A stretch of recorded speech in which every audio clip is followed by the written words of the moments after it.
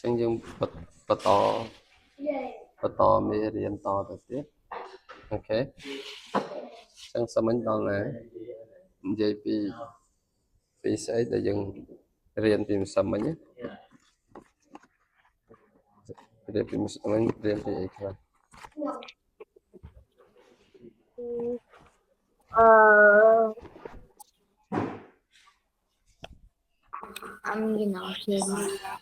រៀនពី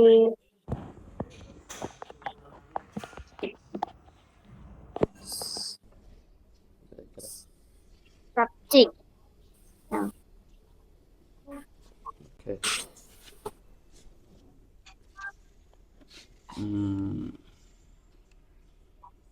ចឹងយើងដល់slide ទី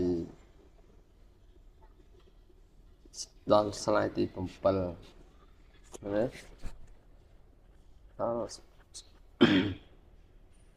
យើងដល់ slide ទី7នេះ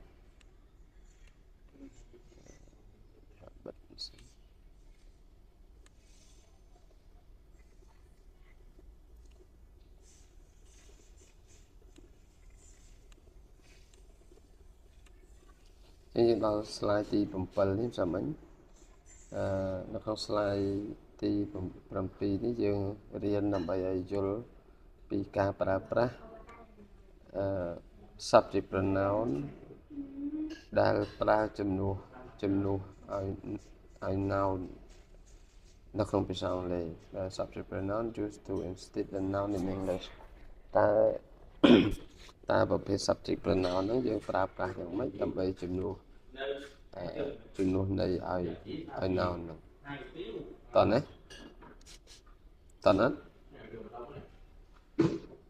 អញ្ចឹងប្រភេទ subject pronoun គឺយើងប្រើប្រាស់ដើម្បីជំនួសន័យឲ្យ noun នៅក្នុងភាសាអង់គ្លេសអញ្ចឹងតើជំនួសមិន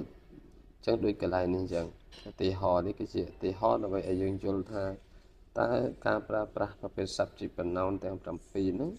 យើងប្រើប្រាស់យ៉ាងម៉េចដើម្បីជំនួសន័យឲ្យនាមនៅក្នុងប្រយោគនៃភាសាអង់គ្លេសអញ្ចឹងឧទាហរណ៍ដូចឧទាហរណ៍នេះឃើញទេឧទាហរណ៍ហ្នឹងអត់អញ្ចឹងអានឧទាហរណ៍ហ្នឹងណា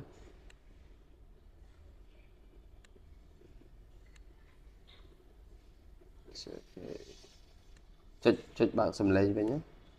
បាទចុចវាបានមិនចឹងអូខេតោះអានមកនេះអានប្រយោគនេះទាំងអស់ហ្នឹងអាន Rich name is Amen. is again Is a student. yes I did she is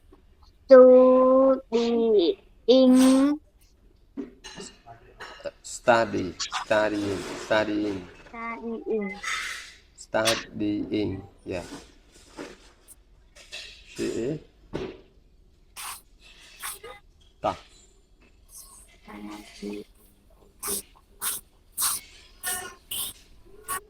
she is studying at primary school She is she is studying at primary school yes បានន័យថាម៉េចន័យថារាជិនីជាអីគឺជាសិស្សសាលា yes សិស្សសាលាប្រយោគបន្ទាប់នេះបានន័យថាម៉េចបានន័យថានាងកំពុងរៀននៅណានៅសាលាបឋមសិក្សានៅសាលាបឋមសិក្សាអូខេអញ្ចឹង នេះសព្វនាម she នេះសព្វនាម she ហ្នឹងប្រើជំនួសឲ្យនាមមួយណានៅក្នុងប្រយោគហ្នឹង ប្រាជំនួសឲ្យរាជនី yes អញ្ចឹង she នេះគឺប្រើជំនួសឲ្យនាមឈ្មោះរាជនីហ្នឹងតោះណាអញ្ចឹងអឺដើម្បីស្វែងយល់អំពីការប្រើប្រាស់ប្រភេទ subject pronoun នៅក្នុងភាសាអង់គ្លេសដូចនិយមន័យរបស់យើងថាម៉េច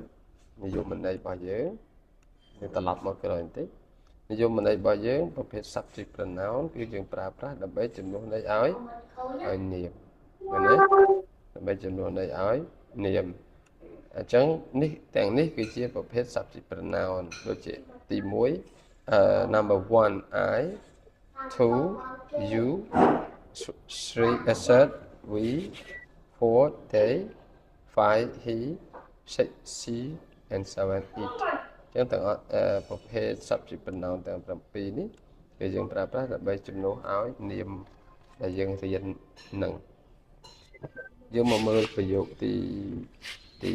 2វិញយើងមកមើលប្រយោគទី2អានប្រយោគទី2មកអានថាម៉េច I am a student Okay student I am a student បានន័យថាម៉េច បានន័យថាខ្ញុំគឺជាសិស្សសាលា សិស្សអូខេអញ្ចឹងនឹងណាគេអ្នកនិយាយ នឹងខ្ញុំ យេខ្ញុំមានតែយើងនិយាយខ្លួនឯងយើងផ្ទាល់ខ្លួនអ្នកនិយាយប្រយោគទី2អានថាម៉េច I am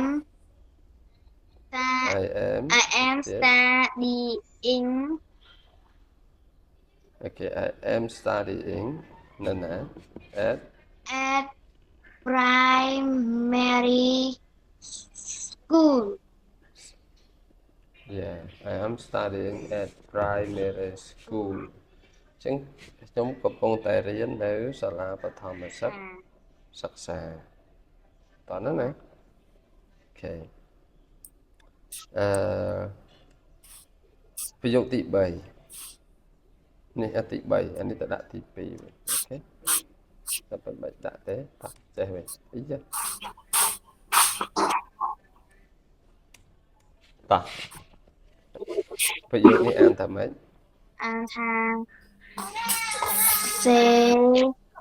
រីបុត្រ Yeah Sarah but is a boy Yes is a boy Sarah but is a boy ប្រយោគទី2ថាម៉េច he is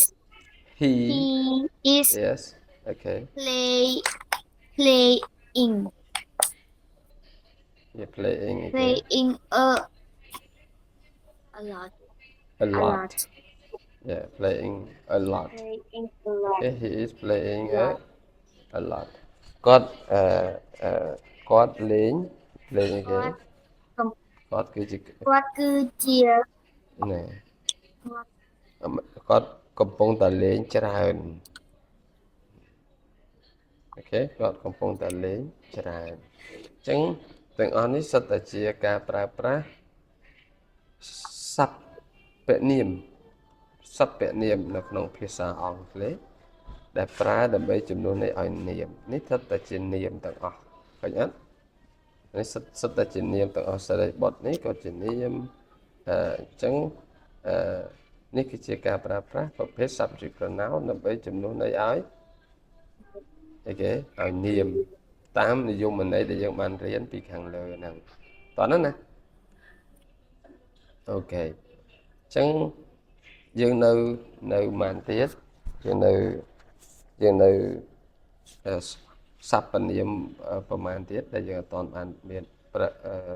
ឧទាហរណ៍អត់ទាន់បានយកមកឧទាហរណ៍នៅសព្វនាមប្រមាណទៀតយើងនៅម៉ានទៀត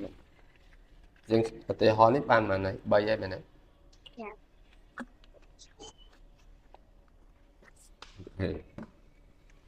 ទីហោនឹងបាន3អញ្ចឹងយើងនឹងរៀនឲ្យអស់រៀនហើយគឺយើងត្រូវរៀនឲ្យអស់ណាយើងត្រូវរៀនអស់អញ្ចឹងអឺស្តាប់ហើយអញ្ចឹងយើងនៅពាក្យ we នៅពាក្យ eat មួយទៀតអញ្ចឹងអាហ្នឹងយើងនឹងរៀនពាក្យថា eat អូខេ eat ហ្នឹងយកមកជំនួសអឺតើ it ហ្នឹងយក it ហ្នឹងជាភាសាអង់គ្លេសហ្នឹងយកទៅជំនួសសព្វនាមនៅក្នុងយកទៅជំនួសនាមហ្នឹងតើនាមអីខ្លះដែលយើងអាចយកពាក្យ it ហ្នឹងទៅជំនួសបានមុនហ្នឹងឈ្មោះមិញហ្នឹងយើងអាចយក she យក he ទៅជំនួសចុះ it យកអីយកទៅជំនួសនាមមួយណាអូខេយកទៅជំនាញអូខេឧទាហរណ៍ពាក្យនេះឧទាហរណ៍ពាក្យនេះបាទឧទាហរណ៍ឲ្យ Saifa នេះគឺជា name ជាឈ្មោះ Saifa is my okay my pet ឃើញទេ Saifa នេះ is my pet pet pet នេះសត្វចិញ្ចឹម Saifa is my pet is my pet អូខេចឹង Saifa is my pet it is it's ឬក៏ it is ក៏បានដែរតោះ it show lovely okay it's so lovely អូខេចាំតិចលើអីកូនចាំតិចណាប៉ានេះទទួលទូរស័ព្ទមួយទេយើងតទៀតហើយយើងបន្តទៀតប៉ាបរិជ្ជមើលឃើញទេអូខេអញ្ចឹងកន្លែង it នេះ it នេះ នឹងវា កន្លែង it នេះបានតែមិន it ហ្នឹងអីចាអូខេ it ហ្នឹងវាអញ្ចឹង Saifa នេះជាឈ្មោះសត្វដែលយើងចិញ្ចឹមជាឆ្កែក៏ដោយជាឆ្មាក៏ដោយតែយើងឲ្យឈ្មោះថា Saifa ឧទាហរណ៍ Saifa នេះឆ្កែដែលយើងចិញ្ចឹមឈ្មោះ Saifa អញ្ចឹង Saifa is my pet pet នេះមានន័យថាសត្វចិញ្ចឹម pet ហ្នឹង pet មានសត្វចិញ្ចឹមបាទយកអក្សរខ្មែរគឺជា pet នេះមានន័យថាសត្វចិញ្ចឹម សត្វចិញ្ចឹមរបស់ pet ហ្នឹង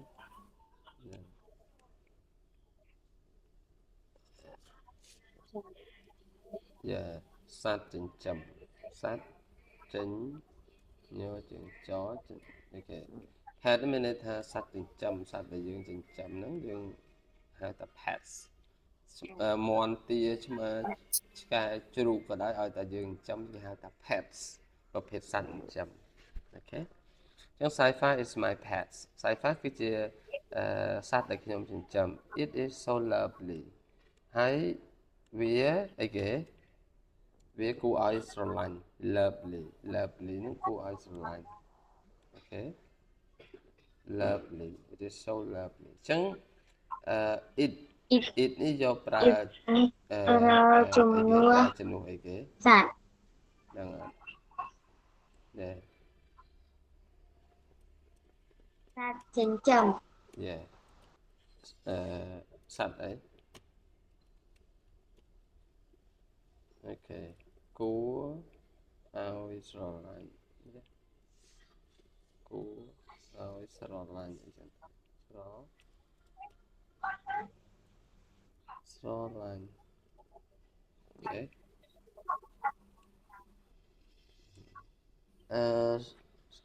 ឧទាហរណ៍មួយទៀត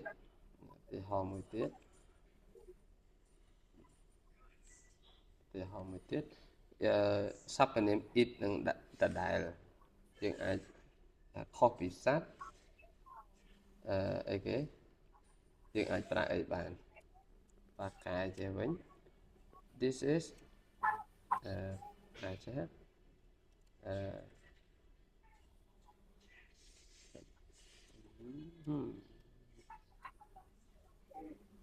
is Okay. This is my my this my is okay. my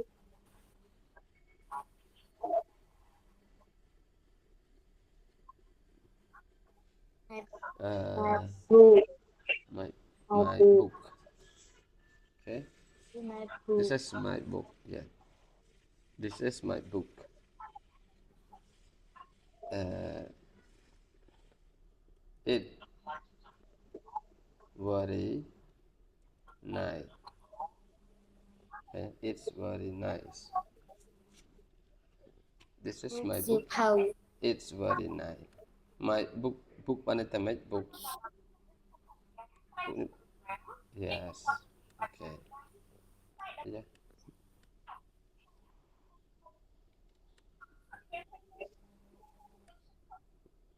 Okay. Cantik. Zip hole. Book. Book ni mana tha? Yeah. Siêu phơi. Hole. Okay.ចឹងthis is my book.ចឹង book នោះបានន័យថាសៀវសៀវភៅចុះ very nice បានន័យថាម៉េច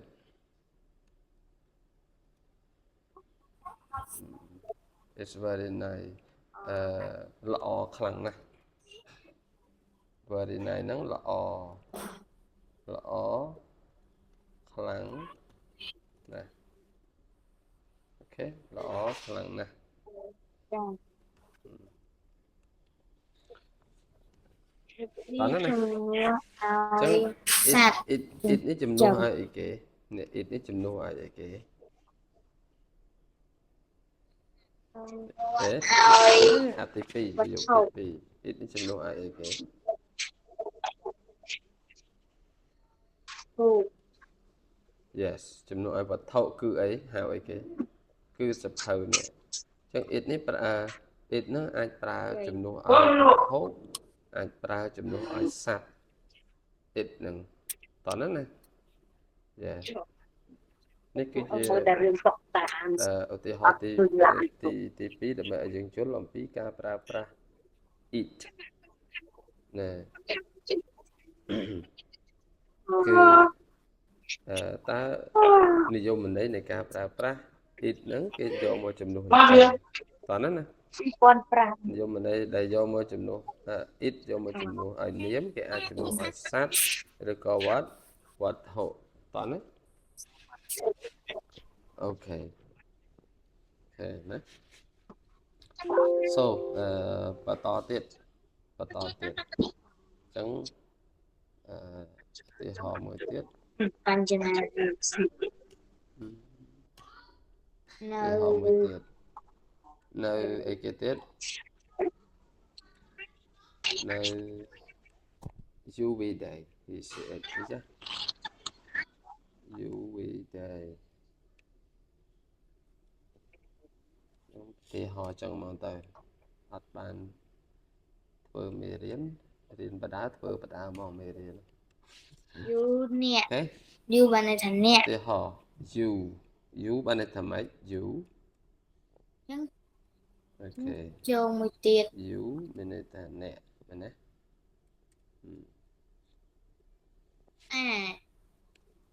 yes អានេះអានថា you ម៉េច are you yes you you are អញ្ចឹងក subject ន្លែងប៉ា highlight អក្សរក្រហមនេះ be កន្លែងហ្នឹងគឺជា subject កន្លែងនេះគឺជា verb to be តោះនេះអូកន្លែងនេះមិនភ្លេច highlight ខាងលើនេះកន្លែងនេះមានឆ្ងល់អត់ថាហេតុអីបានចេញអញ្ចឹងមានឆ្ងល់អត់មានឆ្ងល់ថាហេតុអីបានចេញអញ្ចឹងវិញ ngồi ភ្លេចមិនភ្លេចប្រាប់មានឆ្ងល់ថាហេតុអីបានចេញអញ្ចឹងអាហ្នឹងមកពីពាក្យអីដឹងអត់នេះមកពី is នេះអញ្ចឹងភាសាអង់គ្លេសគេអាចសរសេរបានពីទម្រង់មែនទេគេអាចសរសេរទម្រង់គេ long form ទម្រង់វែងទម្រង់ កាត់អញ្ចឹងគេអាចទៅសេបានពីរតម្រងអញ្ចឹង chắc is នេះ is នេះ is នេះតើណា is ហ្នឹង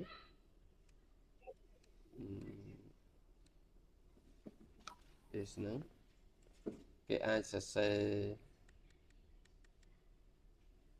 ជាកាត់ចេះក៏បានដែរអញ្ចឹងវាស្មើចេះ is ហ្នឹងវាស្មើតម្រងកាត់មកដាក់ចេះវិញ highlight វាយ៉ា apostrophe នេះគេហៅថា apostrophe ch អញ្ចឹងគេអាចដាក់អញ្ចឹងណា ចឹង is កន្លែង like is នេះកន្លែង is ហ្នឹង like is ហ្នឹងអញ្ចឹងហ្នឹង highlight ហ្នឹងបើ highlight មើលហ្នឹង like is ហ្នឹងគឺគេអាចប្រើ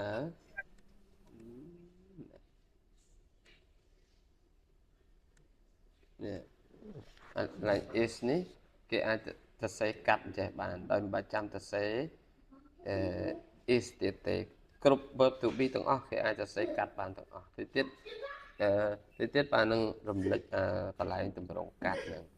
អានេះជាសរសេរទូទៅនេះគេអាចសរសេរកាត់ចឹងបានតោះណាអញ្ចឹងlike is នេះហើយសញ្ញានេះគេហៅថា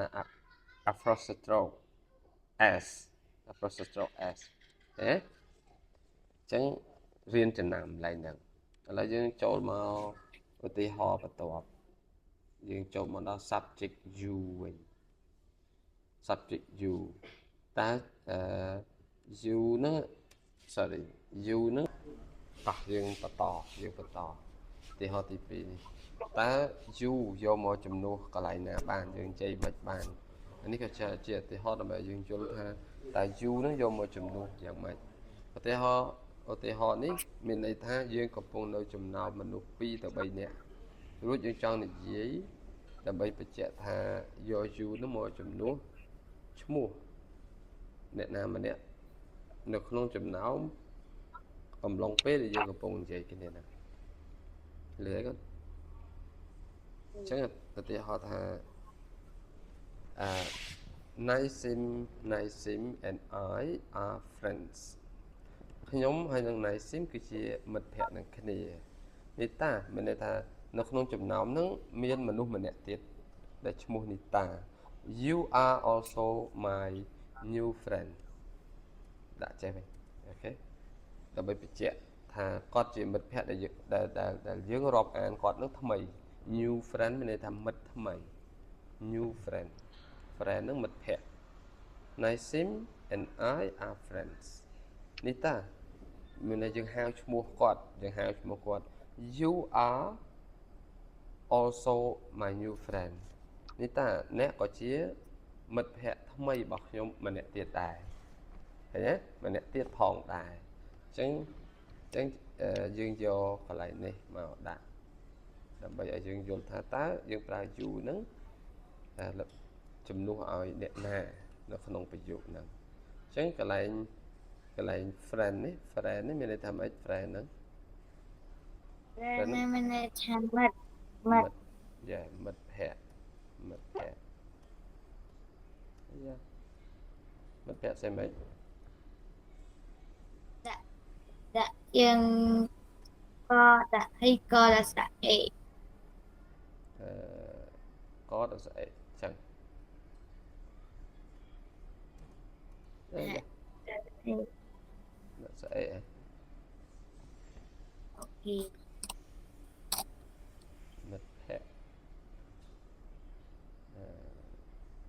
អូខេអញ្ចឹងកន្លែង also នេះយើងមើលពាក្យ also អញ្ចឹងចេះពាក្យច្រើនណា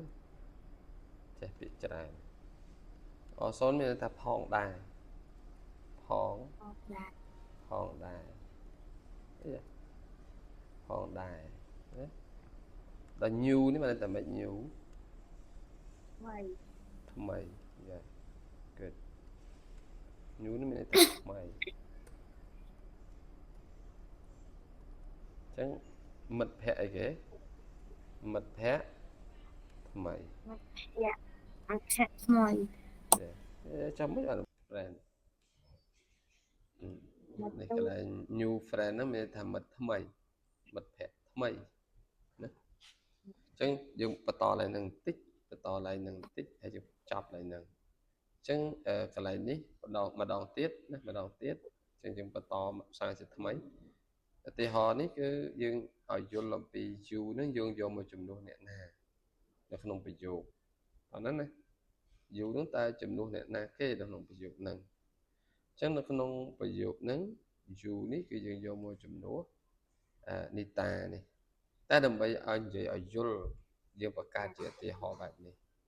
Naisim and I are friends ខ្ញុំហើយនឹង Naisim គឺជាមិត្តភក្តិនីតានីតា you are also my new friend អូខេនេះ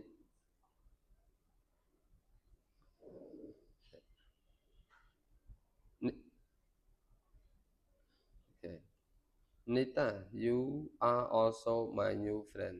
Nita អ្នកក៏ជាមិត្តភក្តិថ្មីរបស់ខ្ញុំដាក់ផងដែរយល់ណាអូខេអញ្ចឹងពាក្យ you នេះជំនួសឲ្យណាគេអូខេNita you are also my new friend អញ្ចឹងអាននេះមើលអានថាម៉េច Naisim and I are friend អូខេ and I នោះសំដៅដល់ណាគេសំដៅដល់ខ្លួនយើងខ្លួនឯងតើណាអញ្ចឹងយើងនិយាយមនុស្សពីរនាក់ឯងNaisim and I នេះសំដៅដល់យើងខ្លួនឯងតើណាតោះអានម្ដងទៀត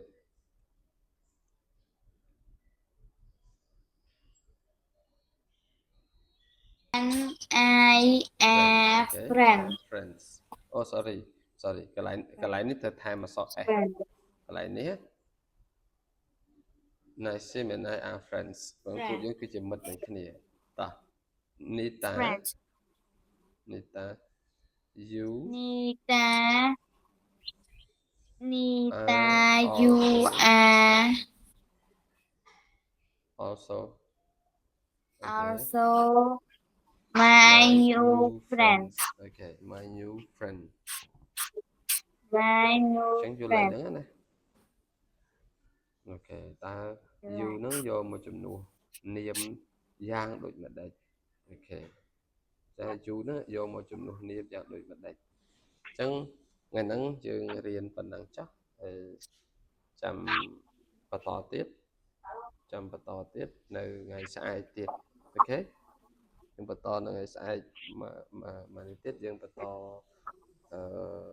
ចាំយើងរំលឹក you នឹងដដែលយើងបន្តទៅលើ we and they អញ្ចឹងថ្ងៃហ្នឹងរៀនបានពាក្យថ្មីប្រហែលពាក្យថ្មីរៀនបានប្រហែលពាក្យរំលឹកឡើងវិញបន្តិចមកពាក្យរៀនបាន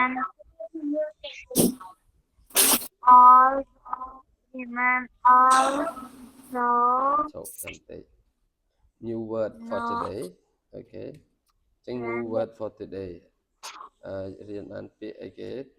ពីលើមករៀនបានអីខ្លះមិញចាំអត់នេះរៀនបានពាក្យអីខ្លះពីលើនេះរៀនបានពាក្យអីខ្លះរៀនបានពាក្យអូខេរៀនបានពាក្យអានថាម៉េច hat អូខេពាក្យនេះអានថាម៉េចlovely ចាប់ពាក្យនេះអានថាម៉េចពាក្យនេះអានថាម៉េច lovely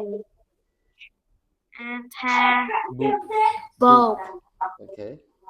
ចាប់ពាក្យនេះអានថាម៉េច very nice អានថា very nice តោះយើងរៀនបានពាក្យ pet រៀនបានពាក្យថា lovely រៀនបានពាក្យថា book អូខេរៀនបានពាក្យអីទៀតរៀនអានពាក្យអីទៀតពាក្យ very very nice ទៀតបានពាក្យ very ទៀត nice all very nice ទៀតបានពាក្យ all that also no friend ឬបានពាក្យទៀត friend អូខេអញ្ចឹង you ពាក្យ know 3គេហ្នឹងមាន pets មាន lovely book very nice also ពាក្យមួយទៀតno គឺមកពាក្យ new អូខេ new ហ្នឹងថ្មីគឺបានពាក្យ new អូខេអញ្ចឹងនេះពាក្យថ្មីគេហ្នឹងណា hat ថ្មីគេហ្នឹងអានមកពាក្យនេះអានថាម៉េច hat pet lovely អូខេពេលនេះអានថាម៉េច bow this one bow this one very nice this one also okay this one friend this one friend no okay this one okay អញ្ចឹង we learn a new word we today a new word hat lovely book very nice also friend new okay new អូខេអញ្ចឹងថ្ងៃហ្នឹងយើងwe practice យើងនេះប៉ុណ្ណឹងចុះចាំស្អែកចាំតទៀតណា bye bye អូខេ banana bye bye bye bye